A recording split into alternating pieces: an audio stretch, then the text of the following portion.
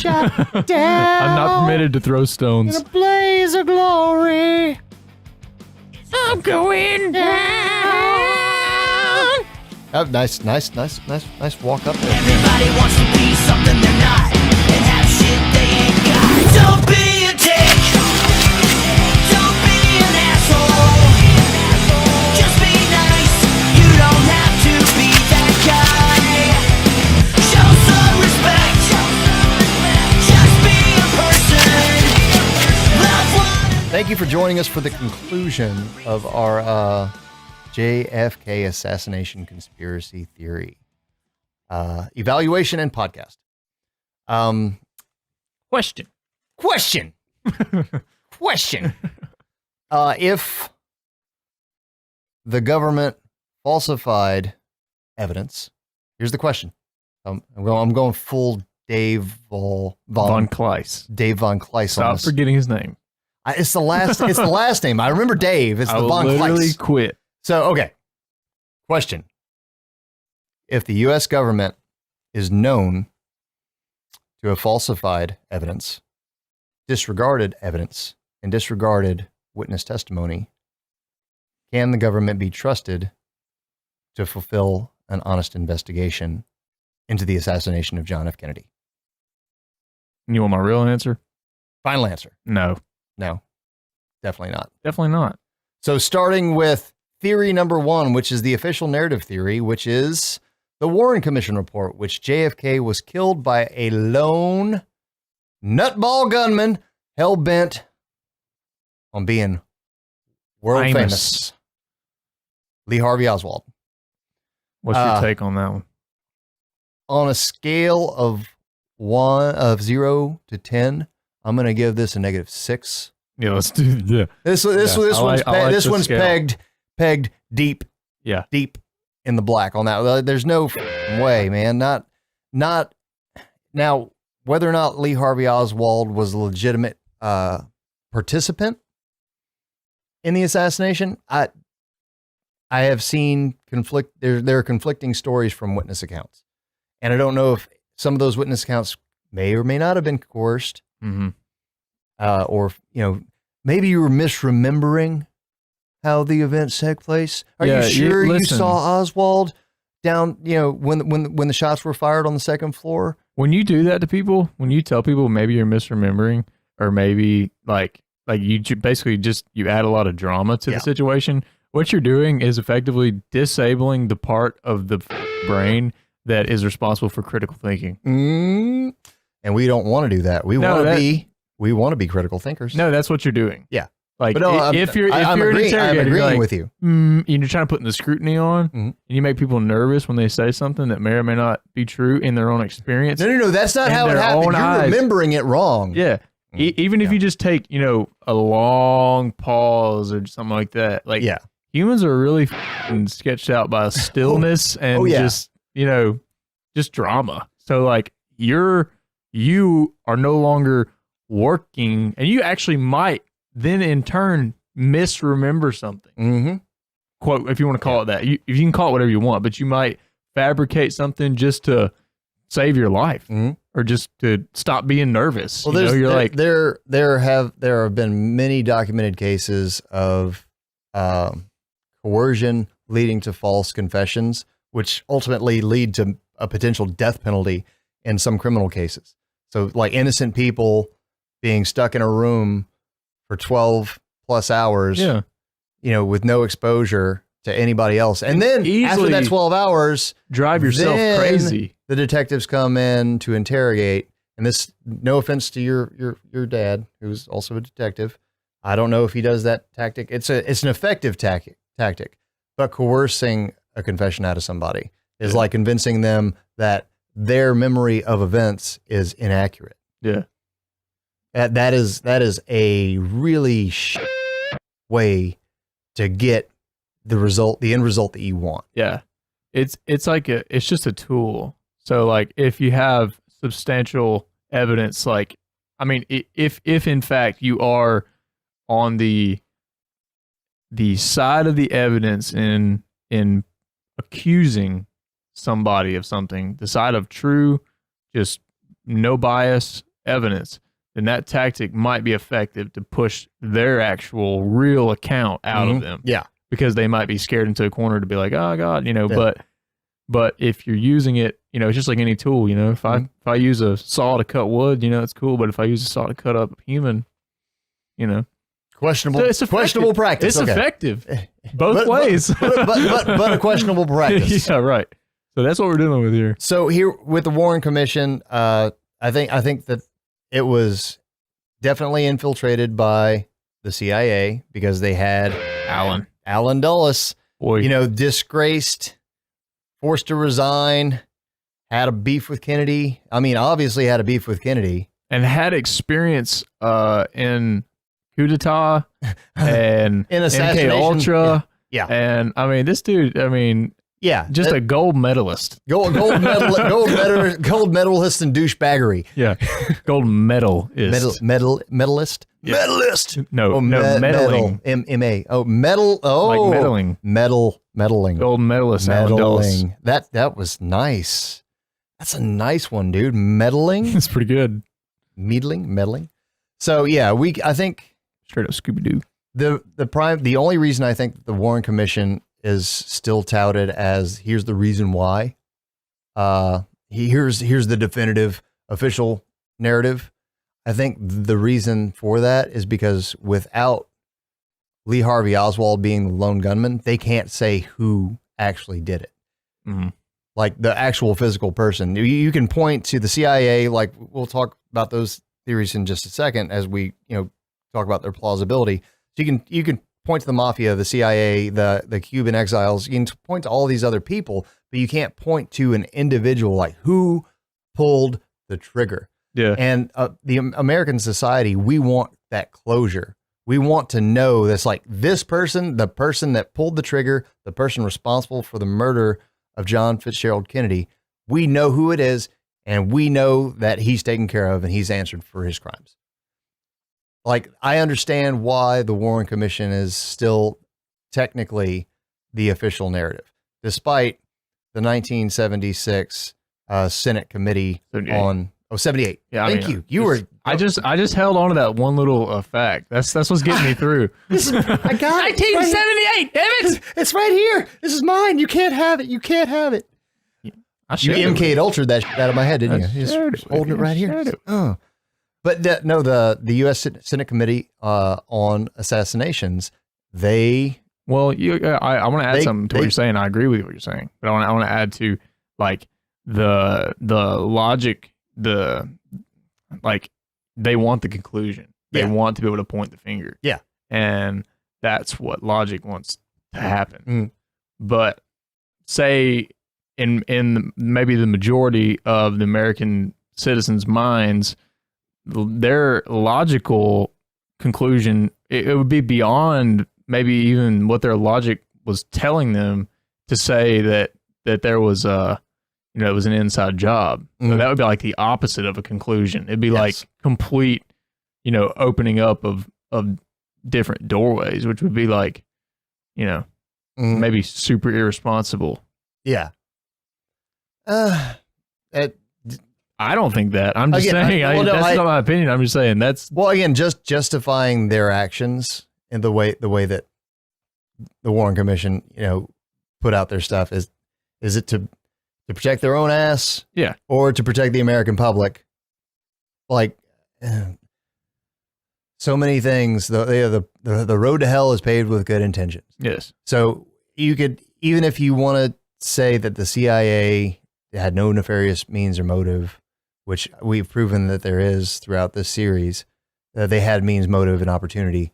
Even if the FBI was completely above board, they may have known like the actual answer to the question, like of who killed Kennedy. And it may not be Lee Harvey Oswald, but they couldn't release that publicly for fear of losing the American public losing faith in in our government institutions. Subvert like their idea of justice, because then the justice would be served to the justice. Justice. Warren, Earl Warren. That poor son of a bitch. He was coerced into running the damn thing. He didn't even want to do it. Literally, now his name is forever stamped on this joke of an investigation. And so yeah, I think again, as far as the plausibility of it, unless magic is real and the magic bullet, then the magic bullet actually did something. Like if magic is real and the magic bullet was legit, like defied the laws of physics, then why would you need more than one shot? You ever had a smoothie from Magic Bullet? Yeah, I've got a magic bullet Magic in the exists. kitchen, man. It's in the kitchen. We can have smoothies after this to celebrate. What? I don't know. Heard that.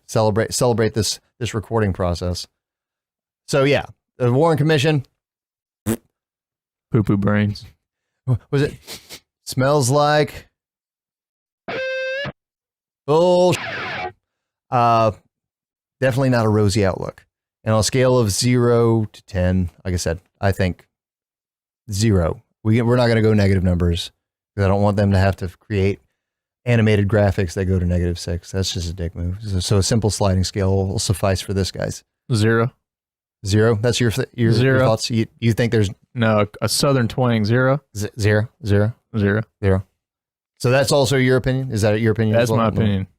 Okay, theory 2. Moving right along, knocking some stuff out today, boy. Yes. Hey, theory 2. JFK was killed by a CIA. Wow. Okay. Unique New York. Different Unique energy. New York. A how now brown cow. The arsonist had oddly shaped feet. Okay, there we go. Okay. Theory 2. JFK was killed by a CIA mafia conspiracy. So I can't even say it now. CIA. JFK was killed by a CIA mafia conspiracy. We presented a lot of evidence that we had been exposed to regarding the CIA and mafia connections, even the Oswald and CIA connections and potential mafia connections, and the Jack Ruby connection to the mafia, which would also, again, point to offing the person that didn't actually do it, which would be Lee Harvey Oswald. You get him to shut the hell up. You can't be running your mouth in public like this. I'm a patsy. I emphatically deny these charges. Minutes later. That's what Oswald said. And it was like the next day when he was being transported from the Dallas Police Department to county. No, I know. I'm saying, but like minutes later after saying that, oh yeah, he's not a patsy anymore. He's a dead man. Well, no, it was right. It was the next day that he was killed. Yeah. Okay. Yeah. When he was being transported, it wasn't the day that he actually spoke to the press. Okay. But yes, it was close. It was, again, the timeline for that. I mean, with JFK was murdered less than an hour after landing in Dallas. And then less than 24 hours. You think he would have gone if he would have known he was getting murdered? No. Yeah. Just test fire. He was tired of banging all the starlets in Hollywood. Yeah, JFK was miserable. Yeah. Miserable. The weight of the presidency was just too much. He found out about the assassination plot. He just went, you know what?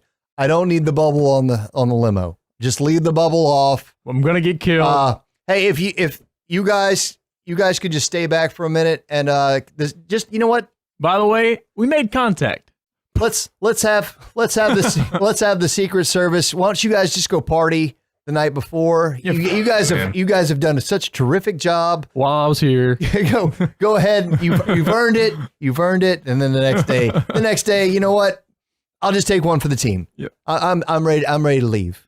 No, dude. There's no way JFK had that mindset. Just wanted to check. Oh, just to let people know that we have sound judgment. Yeah. Yeah. So no, JFK had no idea what was going to happen. Either the Secret Service knew what was going to happen or didn't, or that were just completely inept and incompetent, or potentially they were in on it. You never know. And we probably will never know. Maybe not even in our lifetimes. Because there's the amount of declassification that's involved with the JFK assassination. It's taken so long for them to release anything of substance. And even when Trump was in office and he was like sitting there bragging like a dick that he was getting all this JFK info declassified. It was much ado about nothing. It had no significant impact or bearing or provide any answers. Yes. Or substantial evidence that pointed to or from anybody individually or any individual organization. So yeah, no. But yeah, CIA mafia conspiracy. I think that it is probably the most plausible and most realistic. Both had the means, motive, and opportunity. Both had, we've established that both the CIA and the mafia had an axe to grind with the Kennedys, plural. And perhaps we'll tap into the whole Kennedy family and the mysterious deaths and assassinations that have happened in a future date, because we want to talk about Bobby Kennedy Jr. because that dude is just awesome. If you can get past the way, look, brilliant man. He's actually a good looking older man. He's aged well, but he just can't. I don't know if it's like emphysema or something, but he just, I can't listen to him. It is like grating to my ears. Yeah. And that's all. Some people don't mind it so much. It's a good exercise to listen to him talk. If I want to eat a bullet like, JFK did. No, I'm just saying because you never know, you have to kind of sift through, Yeah. So. Well, again, I would rather read a transcript. Yes. At that point. Yeah. So yeah, CIA mafia conspiracy scale is 0 to 10. This one almost goes to 11. Yeah. This one goes to 11 in my opinion.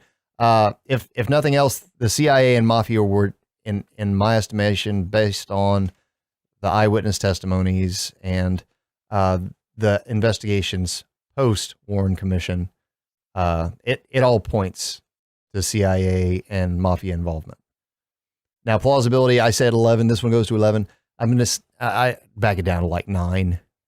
9 out of 10. I'm like 90% positive. 9 out of 10. Because there's some other... Yeah. Oh, there could be potentially some other players involved. Yeah. So yeah, CIA mafia, more than likely the culprits in my estimation or our estimation. You guys have been listening to this too. What are your thoughts? Do you think scale 0 to 10 CIA mafia? I'm on board with the CIA mafia. Yeah, I'm on board with that one too. That's the one I'm most on board with. That's the one that tracks the most with the evidence. I think that the evidence released to date. Yeah, second only to the aliens, of course. Yes. Yeah, aliens is definitely obviously the aliens one is going to be this one goes to 36 million. Yes. So yeah. So I think the most plausible out of all of the theories is more than likely the CIA mafia. Moving right along to theory number 3, that would be the Soviet Union KGB investigation. That, to refresh everyone's memory, that was the supposition that JFK was killed by professional assassins hired by French and Vietnamese agents in retaliation for, the CIA around. And JFK around and found out in a really bad way. So again, we laugh so that we don't cry. Yeah. And the assassins were hired by the French and Vietnamese agents, but with cooperation with the U.S. mafia, which I think it's funny that they always circle back to the U.S. mafia has been involved in almost every single one of these conspiracy theories. And the people that have tried to shoot down the mafia conspiracy, they always say that the mafia, they are up close and personal when they assassinate somebody, when they off somebody. Yeah. But it's a completely different animal. Setup, different. Yeah, everything's different. Well, they're already under high scrutiny by the Attorney General, Robert Kennedy. So they're already being surveillanced. They're already being surveilled. They already have a load of heat and public pressure on them because, again, Bobby Kennedy's making this thing kind of a national issue. So that's a pretty big axe to grind. So, yeah, of course, the CIA in this scenario would help facilitate getting these assassins in. And again, the motive behind that would be drug money for the Vietnamese and not so much for the French. Again, we've established that there was attempted assassinations on the French prime minister by the CIA. And again, the Vietnamese, diem, carpe diem. Carpe diem. But CIA oft diem, deposed him, and to have somebody else run the bitch. And as a result, South Vietnam lost a buttload of money in drug money. And so did the mafia and the Corsican mafia. Yep. Which were more than happy to facilitate. Here's your assassins. Go take care of business. Right. So I think the fact that the Soviet Union, their investigation was kind of blown off as a joke. It wasn't really a highly prevalent theory. The reason behind that, I think, is just because of at the time in history, was the whole, again, Red Scare. Yeah. Communist bad. Capitalist good. So you have all that going on, and maybe, just maybe, they actually, nobody was open enough to their interpretation, because if that's the Soviet Union investigation is very similar to the CIA mafia investigation. And there's no reason to suspect that the two couldn't become one investigation. Yep. Potentially, there's without having more information, keeping these theories separate sucks, but that's just how they were presented at, especially from that was the Soviet Union KGB investigation. Right. Was that, the CIA, they didn't implicate the CIA at all in their investigation. So I think on a scale of 1 to like means, motive, opportunity, if, plausibility, 6, 7, I think any chance of successfully assassinating and getting away with it, assassinating JFK, the only way to get away with it would be to have inside the agents inside the U.S. government able to help. We're gonna go ahead and push it down. We don't need it. It's gonna go put that under the table. Mm-hmm. So again, I would say like 6, 7 at best for plausibility. Yeah, is it possible? Yes. Is it like maybe the reason the CIA would have and FBI may have tried to cover it up a little bit was because they were being blackmailed by the Soviet Union, or again, for more altruistic reasons. Lyndon B. Johnson decided to, we need to squash this, because if they find out like the Soviet Union was really involved in any way, shape, or form of facilitating the assassination, even if they weren't directly involved, even if the Soviet Union so it's like, so again, there are multiple reasons for that for them to cover up for this whole shit. So yeah, I think 6 out of 10 up for plausibility. Again, 0 being, completely bullshit. Yeah, no. And then 10 being definitely how it happened. Yeah. Moving right along to theory number 4. JFK was killed by mafia hitmen. So no out of country assassins. This was in-house mafia job. They handled it. Again, it's fun to think about, as a mental exercise. And it's fun to think that, Woody Harrelson's dad was one of the ones that might have shot Kennedy. Yeah. Like in a really morbid, funny way. Yeah. It's, but the mafia had to have some outside help. Right. And it's already been established that the mafia and the CIA were working together in tandem on assassinations at the time. So why would the mafia try to handle it by themselves? Especially when they both had, again, means, motive, and opportunity to work together. So Mafia by themselves, 2 for plausibility, in my opinion. Yeah, I'd say probably 2 or 3. Maybe. 2 or 3. Again, this is Mafia by themselves. I personally feel like it. The CIA and Mafia is just has the mountain of evidence. So I don't. Yeah. So far, that's like where the best of all the most plausible in our opinion of all the theories. And theory number 5, JFK was killed by CIA Cuban exiles conspiracy. And again, it's like the circular logic now. So the CIA or the Mafia has been involved in pretty much every single conspiracy theory. Yeah. So that lends more credence and more probability and plausibility to the CIA Mafia conspiracy. Yeah. So the Cuban exiles, did they have anything to do with it? I don't think they had. They may have had the motive, but I don't think they had the means or the opportunity. Like if we were looking at this like from like a detective standpoint, I don't think they had the means financially unless the CIA was propping them up.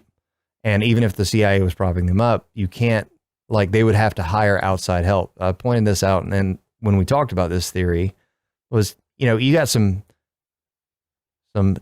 more tan individuals walking around Dallas, Texas, in the South in the 60s. People are going to notice that. How are you going to hide a gun? I mean, at least if it was a white guy that killed Kennedy, he's going to blend into the crowd a little bit more. And if he's a nondescript white guy of average height, average build, average weight, it's like, yeah, it's real easy. Like, you take a couple shots, the whole thing happened in less than 6 seconds. You disappear in the crowd. Cuban guy, Cuban Pete. He likes that rumba beat. Chick, chicky, boom, chick, chicky, boom, chick, chicky, boom. But no, I don't see a Cuban being able to get 3 shots if you believe the Warren Commission, 4 shots if you believe the Senate Committee on Assassinations. There's no way that a Cuban guy could have fired, or a Cuban team could have fired that many shots, pitched the guns, and blended in with the crowd. Yeah, they would have immediately been like, "Hey, you don't look like you belong here." Yeah. So whether that's correct or not is not the point. But the point is that was the mindset. Demographics. That was the mindset of the 60s. Yeah. The civil rights fight was still raging. The civil rights fight was still raging. I guess to a degree it's still raging today. Yeah. But as far as this theory goes with the CIA and Cuban exiles conspiracy to kill JFK, I'm going to go with, like, again, a solid 2. Yeah. I say 1. Definitely, yeah. Not plausible. Yeah. I say 1 on that. Way to be contrary. 1. Just a little bit less. Just a little bit less. So it's okay. And now we get into the fun theories to discredit or potentially discredit. Aliens. Aliens did it. We're not doing aliens. We got to do Jackie Kennedy first, yo. Okay, sorry. So the theory that the next theory is that Jackie Kennedy was hired by the CIA to take out. She was outfitted with a special coin purse. Well, the theory posited that if you slow down the video, there's one frame where it looks like she has something metal in her hand. I'm like, possibly, yes. And we covered this. Like, maybe a little hand purse, maybe, because that's what ladies carry around. Yeah.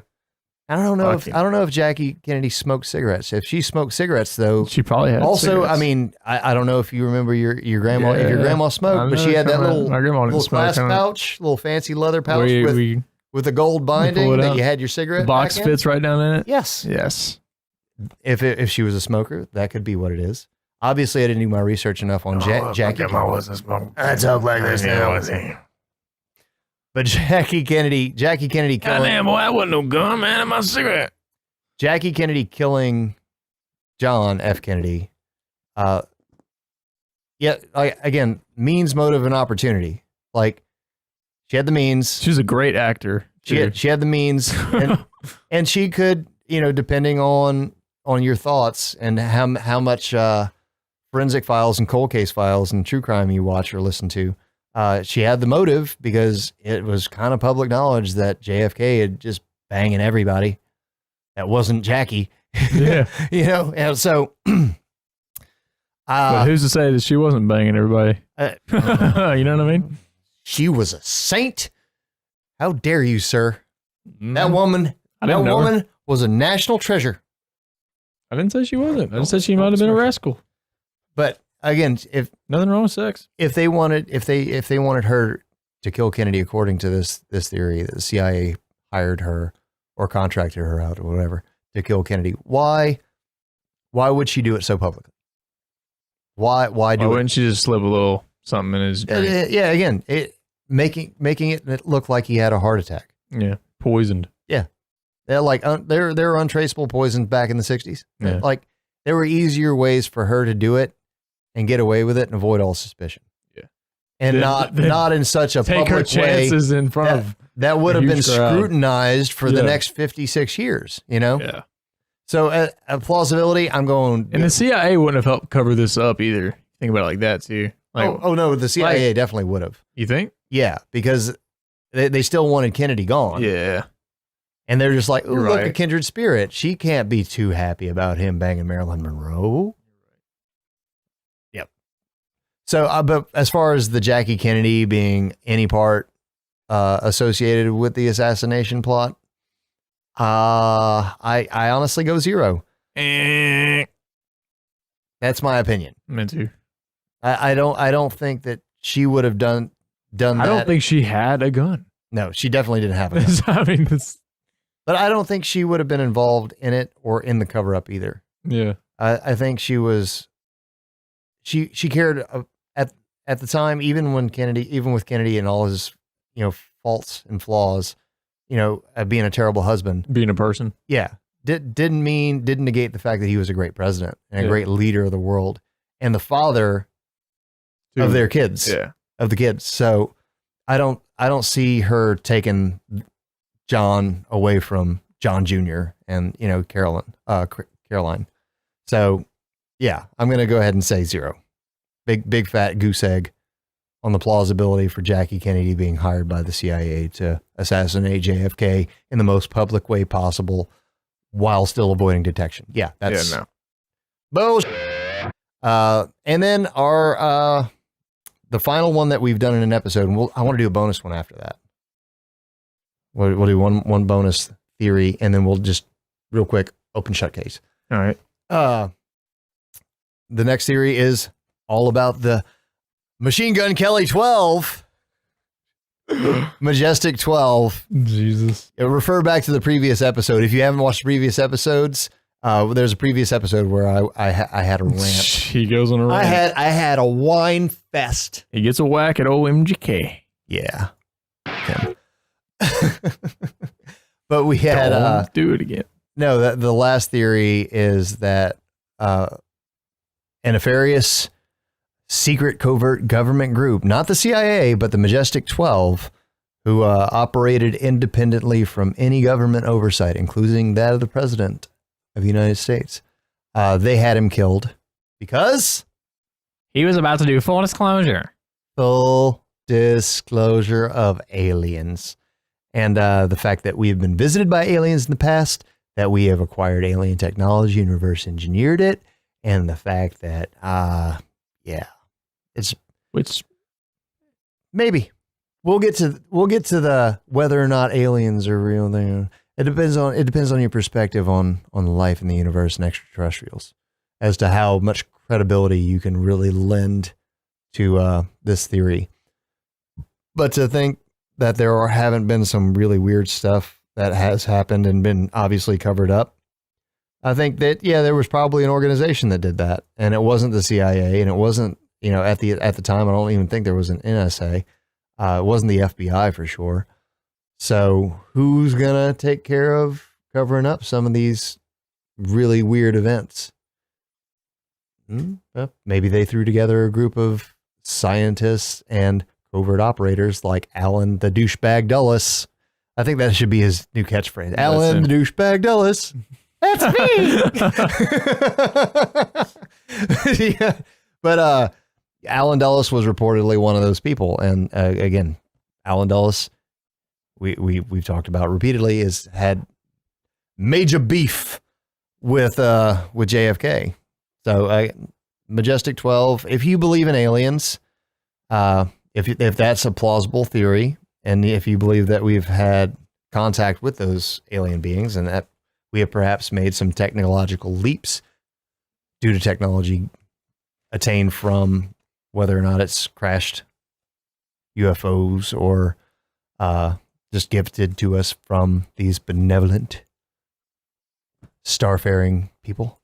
If you believe all that, then this, the Majestic 12 killing JFK to stop full disclosure it sounds a lot more plausible depending on your perspective on aliens and the existence of aliens in our past history of cover-ups with having to do with UFOs and alien technology.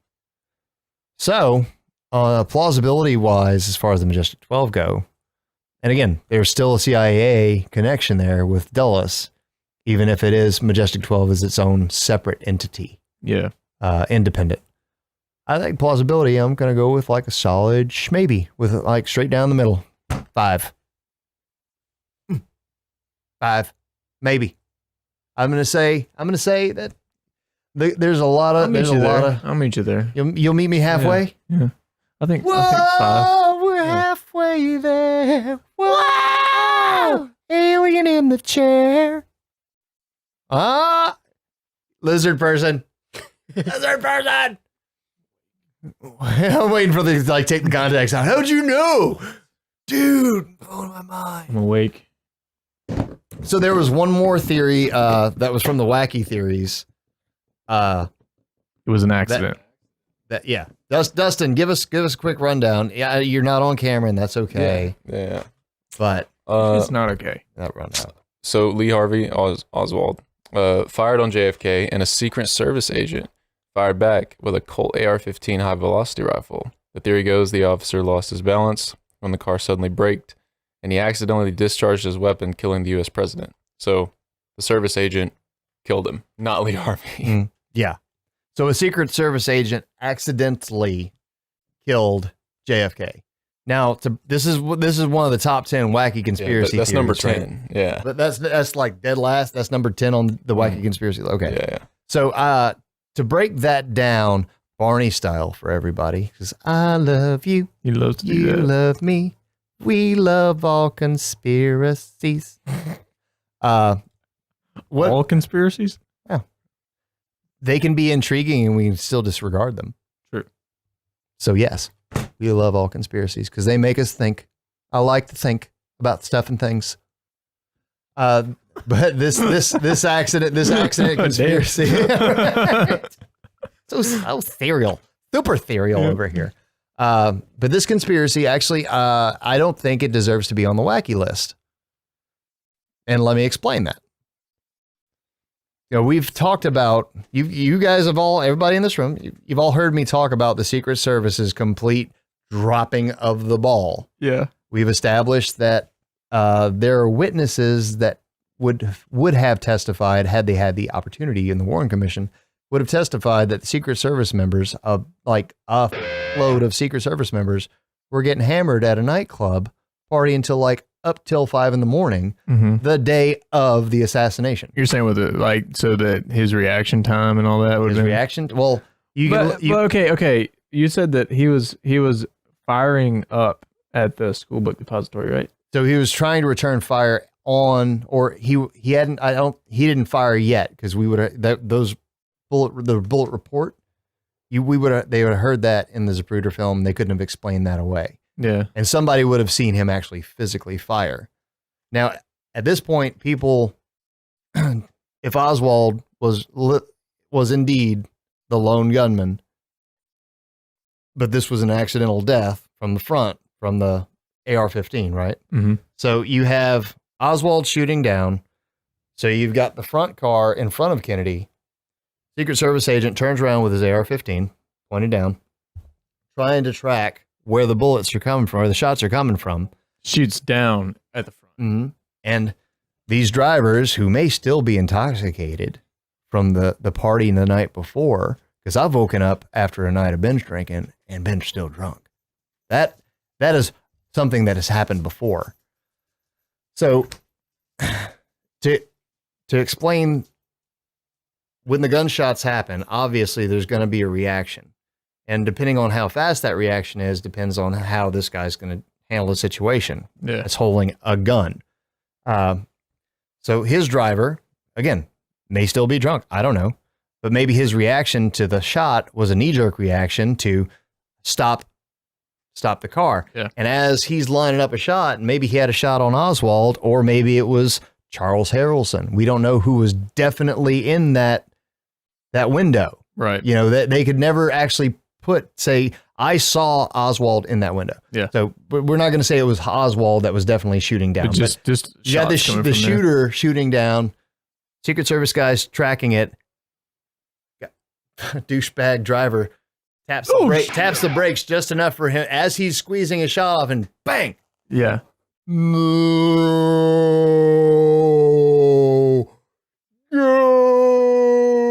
Yeah, I don't think that should be on. That should be number 10. This took a twist I did not expect. I don't think it happened that way, but I don't think it should be number 10 on the wacky list. I'm saying, like, on the plausibility scale, like, I didn't hear any reports of anybody saying that they saw Secret Service men with a rifle. Yeah, that's the giveaway. We know that there it was noted that there was a Secret Service member in that front vehicle with an AR-15. Right. And once you hear gunshots, and he's gonna have that thing at the low ready, and he's riding in the car. Yeah. He's not walking. So it's not like he's walking down the street like Kyle Rittenhouse, just gunning down motherfucker for no reason. That's a fun one later. I snuck that one in there. But people don't see the gun because he's keeping it down, and he's trying to be vigilant, even if he is still fucked up from the night before. Mm-hmm. But he's trying his best, man, I really shouldn't have tied one on. This could get bad. Bang, bang. Oh, no. And as he's turning, raises the rifle, goes to pick up, hit the brake. Ah. But that scenario where it's an accidental shooting by the Secret Service is a whole lot more plausible if you take into consideration the actions of the Secret Service post-shooting. So the Secret Service, they completely botched it. You had one job, keep this guy alive. Didn't do it. Go to the hospital. They go to the hospital. Doctors try to save him. Obviously, that was just for show, because like when they got in there, the doctors at Parkland Hospital, they were just like, yeah, we can see inside his skull. Like he's missing they said a fifth to a quarter of his brain was gone. Which I think they said he could still, like some parts of the body would still function, but it wouldn't be. I mean, there's no way. But they tried valiantly to resuscitate him, but they knew. I think just for the symbolism of doing that. Yes, I agree.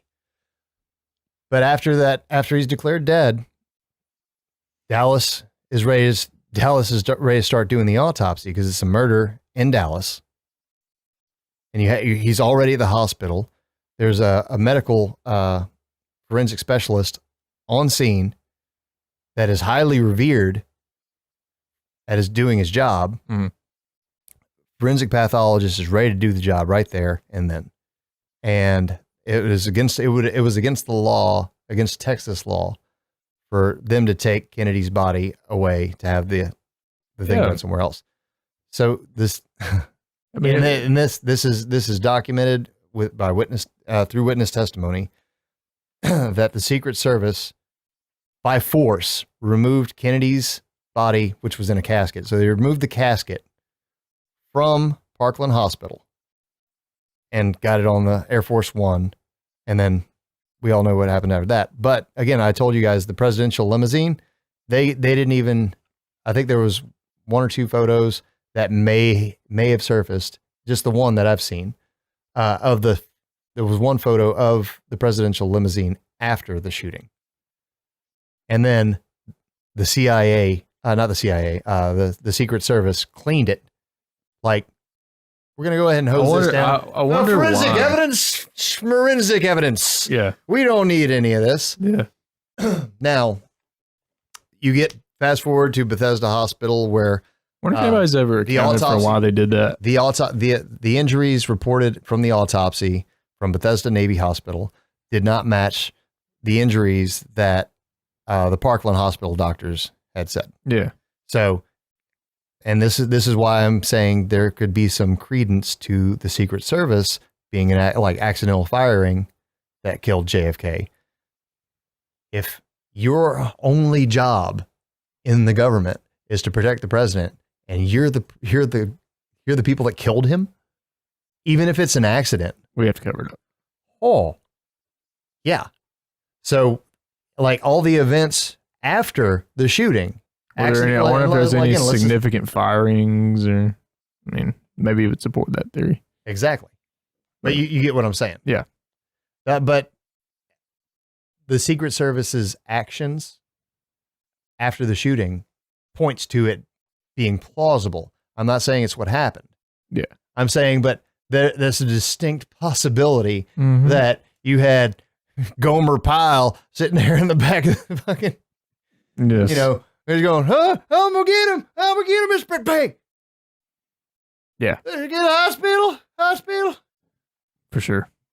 So sorry, I didn't mean it.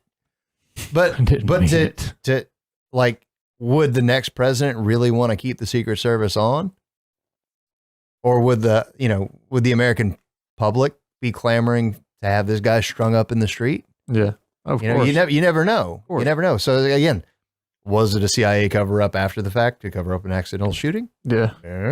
I wonder if they would have maybe painted if they knew that were true, if they would have actually painted him as like some kind of a infiltrated madman or something, just to create an enemy. He's a double agent. You know what I mean? Maybe they would do that. And but now maybe that would have happened if they knew that happened. And that's as far as that's what we do best. Oh yeah, we guess. This guy. He was Russian. He was. Yeah. We don't know how he got in here. Yeah. Always blame the commies. We need more of your money so we can crack down on this type of shit. So, as far as that theory, and that was our bonus theory, we're done with our theories now. But as far as that theory goes, so the Secret Service accidentally killed JFK while trying to fire at whoever the shooter was in the school book depository. Plausibility, again, after seeing the Secret Service's actions, like super sketchy actions, after President Kennedy was shot, plausibility maybe 4 to 5.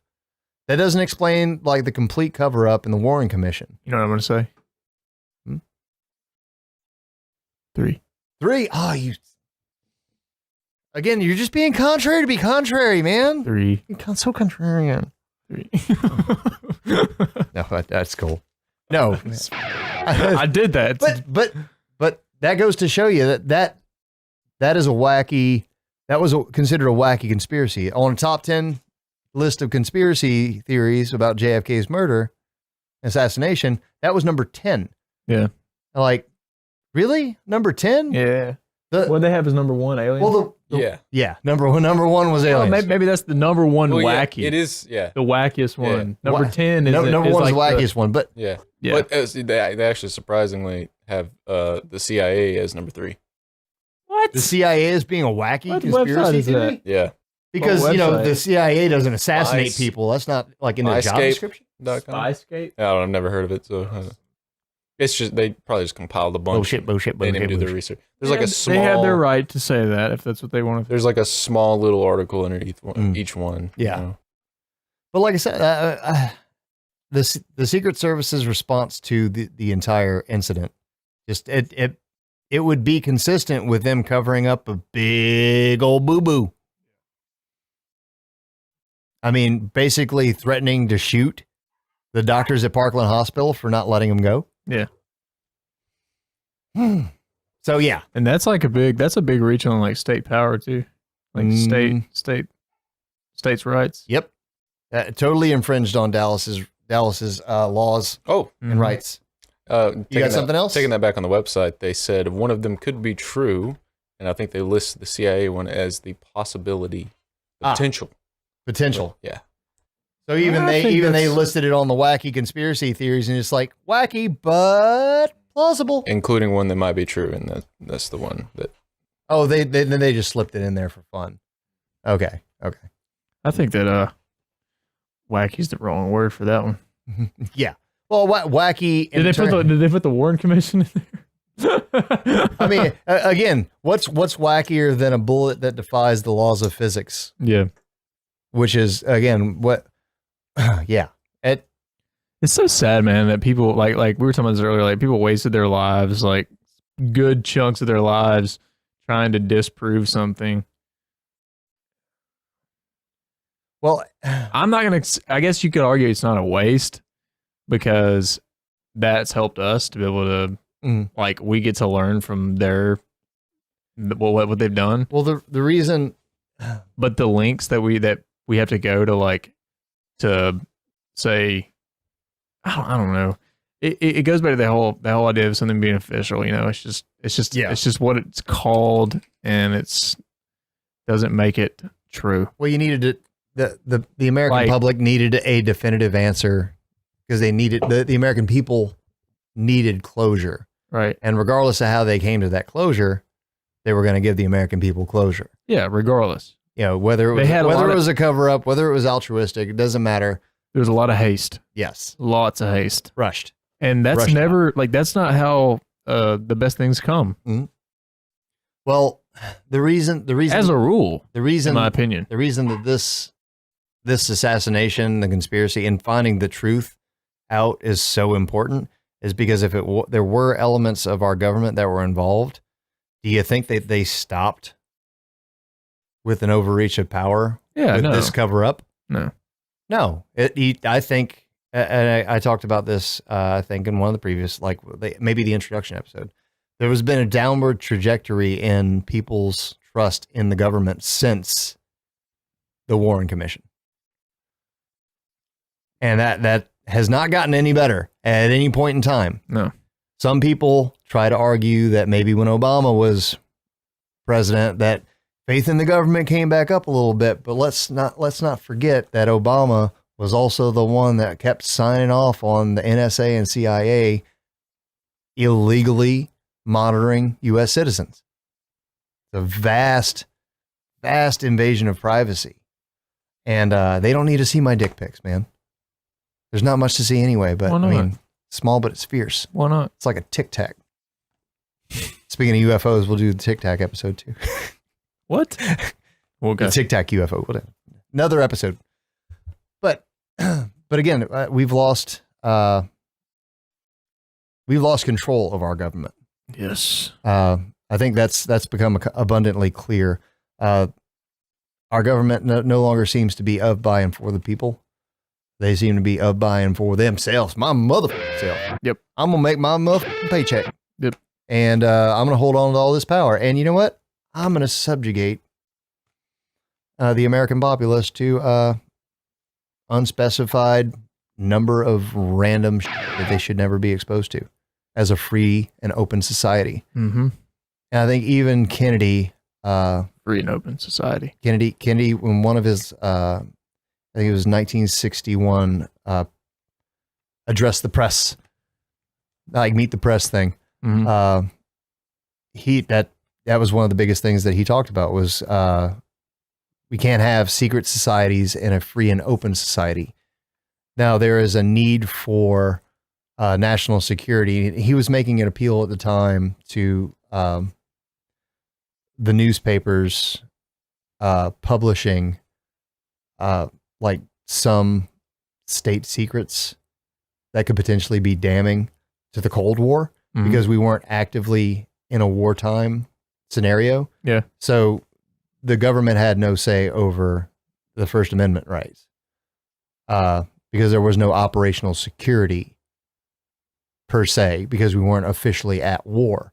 That's why it was called the Cold War, because it was just like, not a shot was fired, or there was plenty of shots fired. Obviously, Kennedy was one of the poor bastards that suffered. but you can't have secret societies and too many secrets in a free and open society. And he did urge the press to be tactful and thoughtful with the kind of information that they released as it pertains to strategy against battling communism and fighting the Cold War. But he also said in that same interview that I, nor any representative of the government, should ever tell you not to post something or to censor yourselves. That is not our job. That is not in the Constitution. It's not constitutional. And this is why fast forward to now. Yes. But this is why the more I got into the research on this whole conspiracy theory, the more I kept going back into like what JFK's done. And again, World War II, wartime hero, like legitimately went out of his way to save his buddies. That's not somebody that's doing that, so he can use that story to become president. He did it just to, he was responsible for his men. Yep. And I think wholeheartedly that, again, regardless of his flaws and faults as a husband and maybe as a human being, as a president, he did his damnedest to put America on the right trajectory for freedom, openness, and peace. And he paid the price for it. He paid the ultimate price for his meddling in other nefarious parties' business. Mm-hmm. And we salute you, Mr. Kennedy. And thank you for your service. Thank you for showing us what a president should be and how a government should represent us. Even though, again, you and the CIA allowed some sketchy assassination. Also, at the time, they thought that the communism was going to destroy the world. Yeah. Do the ends justify the means? Not if Kennedy died. My thoughts. Word. With that, I'm going to, we're going to close this off, but the episode shall continue on. You want to leave a flag real quick on this. We're going to pipe in that Meet the Press. Yeah. That Meet the Press speech. It'll be audio only. So if you're just listening, no change for you. But if you're actually watching it with us, we'll put up a very presidential picture of Kennedy. Not, one of the embarrassing ones where his dick's in Marilyn Monroe. Hey, just because I respect and appreciate his sacrifice and what he did for the country doesn't mean that I can't make fun of him for other. I mean, he's a dirty dog. He was one of the boys. So with that, thank you guys for tuning in. We hope that this was informative. We encourage you to do your own research into the assassination or into any topic or conspiracy that you find interesting or engaging. The more questions you ask, the more information you'll get. Stay woke, bitches. You just keep bad, stay woke, motherfucker. Stay woke, bitches. And stay awake. Don't stay woke. Yeah, wokeness. So with that, check out this JFK speech. And next time you see us, we will be tackling another conspiracy series. Peace. Thanks for tuning in. Ladies and gentlemen, I appreciate very much your generous invitation to be here tonight. You bear heavy responsibilities these days, and an article I read some time ago reminded me of how particularly heavily the burdens of present-day events bear upon your profession. You may remember that in 1851, the New York Herald Tribune, under the sponsorship and publishing of Horace Greeley, employed as its London correspondent an obscure journalist by the name of Karl Marx. We are told that foreign correspondent Marx, stone broke, and with a family ill and undernourished, constantly appealed to Greeley and managing editor Charles Dana for an increase in his munificent salary of $5 per installment, a salary which he and Ingalls ungratefully labeled as the lousiest petty bourgeois cheating. But when all his financial appeals were refused, Marx looked around for other means of livelihood and fame, eventually terminating his relationship with the Tribune and devoting his talents full-time to the cause that would bequeath to the world the seeds of Leninism, Stalinism, revolution, and the Cold War. If only this capitalistic New York newspaper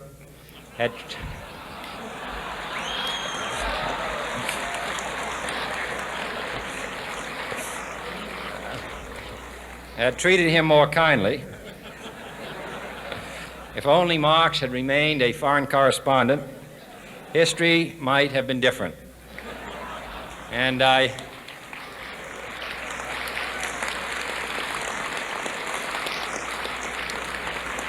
hope all publishers will bear this lesson in mind the next time they receive a poverty-stricken appeal from a small increase in the expense account from an obscure newspaper man.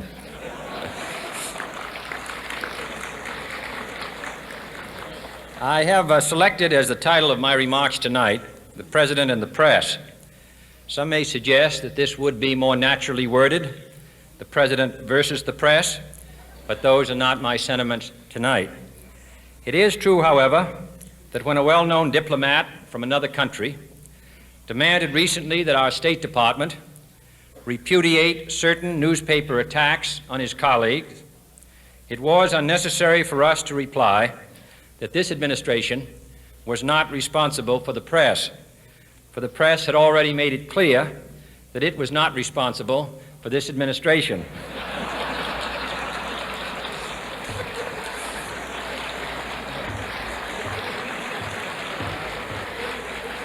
Nevertheless, my purpose here tonight is not to deliver the usual assault on the so-called one-party press. On the contrary, in recent months, I have rarely heard any complaints about political bias in the press, except from a few Republicans. Nor is it my purpose tonight to discuss or defend the televising of presidential press conferences. I think it is highly beneficial to have some 20 million Americans regularly sit in on these conferences to observe, if I may say so, the incisive, the intelligent, and the courteous qualities displayed by your Washington correspondents. Nor, finally, are these remarks intended to examine the proper degree of privacy which the press should allow to any president and his family. If, in the last few months, your White House reporters and photographers have been attending church services with regularity, that has surely done them no harm.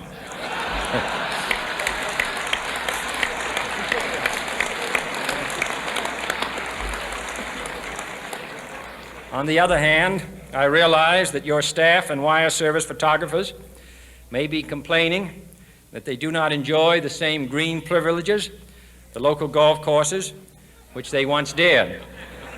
It is true that my predecessor did not object, as I do, to pictures of one's golfing skill in action, but neither, on the other hand, did he ever be a Secret Service man. My topic tonight is a more sober one, of concern to publishers as well as editors. I want to talk about our common responsibilities in the face of a common danger. The events of recent weeks may have helped to illuminate that challenge for some, but the dimensions of its threat have loomed large on the horizon for many years. Whatever our hopes may be for the future, for reducing this threat or living with it, there is no escaping either the gravity or the totality of its challenge to our survival and to our security, a challenge that confronts us in unaccustomed ways in every sphere of human activity.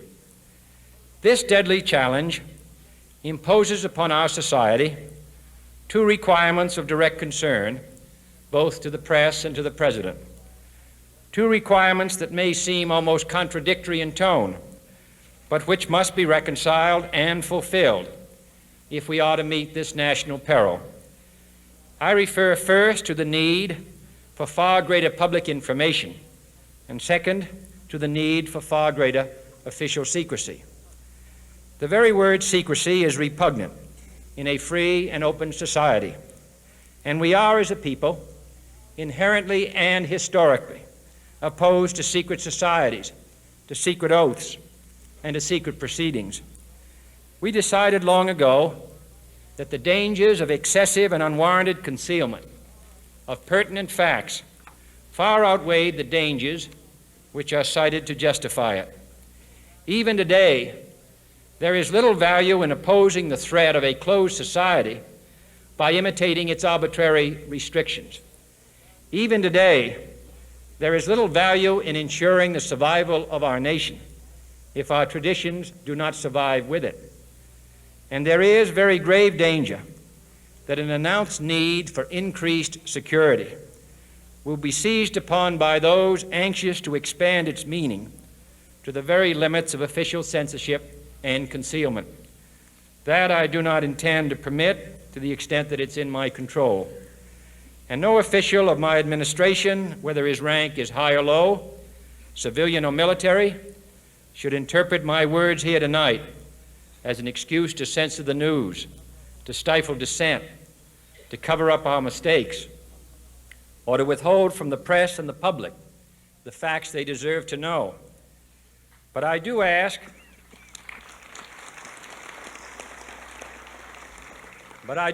every publisher, every editor, and every newsman in the nation to re-examine his own standards and to recognize the nature of our country's peril.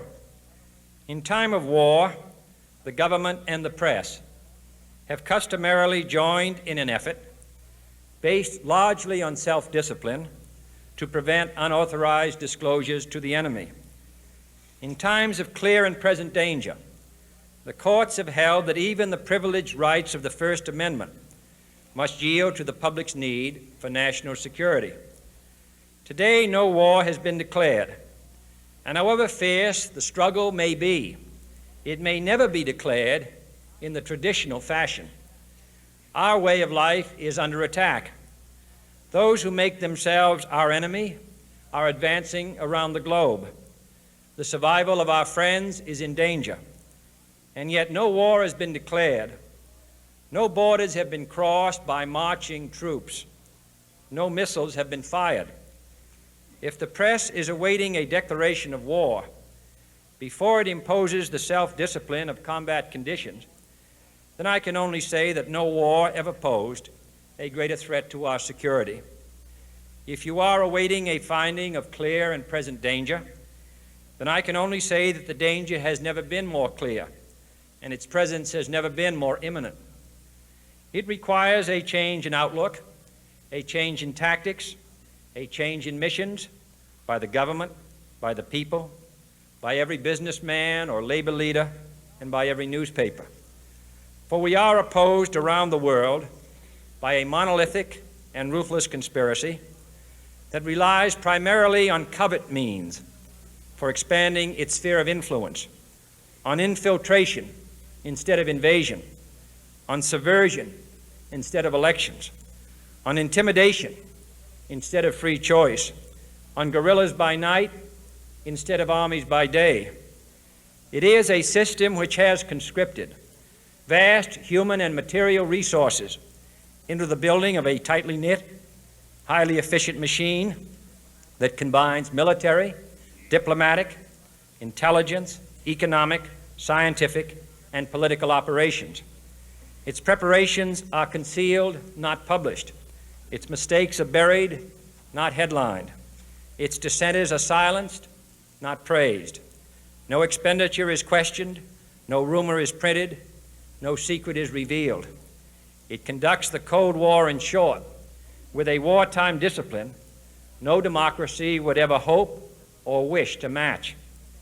Nevertheless, every democracy recognizes the necessary restraints of national security, and the question remains whether those restraints need to be more strictly observed if we are to oppose this kind of attack as well as outright invasion.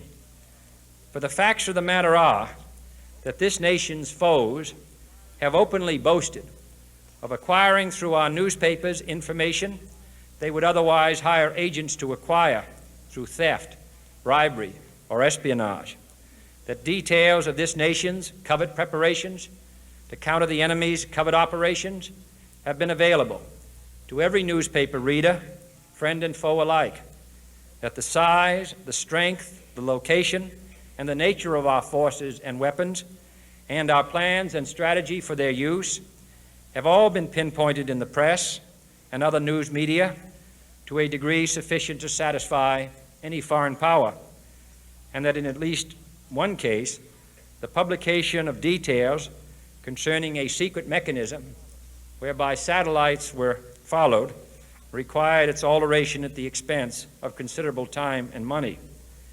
The newspapers which printed these stories were loyal, patriotic, responsible, and well-meaning. Had we been engaged in open warfare, they undoubtedly would not have published such items. But in the absence of open warfare, they recognized only the tests of journalism and not the tests of national security. And my question tonight is whether additional tests should not now be adopted. That question is for you alone to answer. No public official should answer it for you. No governmental plan should impose its restraints against your will. But I would be failing in my duty to the nation in considering all of the responsibilities that we now bear and all of the means at hand to meet those responsibilities if I did not commend this problem to your attention and urge its thoughtful consideration. On many earlier occasions I have said, and your newspapers have constantly said, that these are times that appeal to every citizen's sense of sacrifice and self-discipline. They call out to every citizen to weigh his rights and comforts against his obligations to the common good. I cannot now believe that those citizens who serve in the newspaper business consider themselves exempt from that appeal. I have no intention of establishing a new Office of War Information to govern the flow of news. I am not suggesting any new forms of censorship or new types of security classifications. I have no easy answer to the dilemma that I have posed and would not seek to impose it if I had one. But I am asking the members of the newspaper profession and the industry in this country to re-examine their own responsibilities, to consider the degree and the nature of the present danger, and to heed the duty of self-restraint which that danger imposes upon us all. Every newspaper now asks itself, with respect to every story, is it news? All I suggest is that you add the question, is it in the interest of national security? And I hope that every group in America, unions and businessmen and public officials at every level, will ask the same question of their endeavors and subject their actions to this same exacting test. And should the press of America consider and recommend the voluntary assumption of specific new steps or machinery, I can assure you that we will cooperate wholeheartedly with those recommendations. Perhaps there will be no recommendations. Perhaps there is no answer to the dilemma faced by a free and open society in a cold and secret war. In times of peace, any discussion of this subject and any action that results are both painful and without precedent. But this is a time of peace and peril which knows no precedent in history. It is the unprecedented nature of this challenge that also gives rise to your second obligation, an obligation which I share, and that is our obligation to inform and alert the American people, to make certain that they possess all the facts that they need and understand them as well, the perils, the prospects, the purposes of our program, and the choices that we face. No president should fear public scrutiny of his program, for from that scrutiny comes understanding, and from that understanding comes support or opposition, and both are necessary. I am not asking your newspapers to support an administration, but I am asking your help in the tremendous task of informing and alerting the American people. For I have complete confidence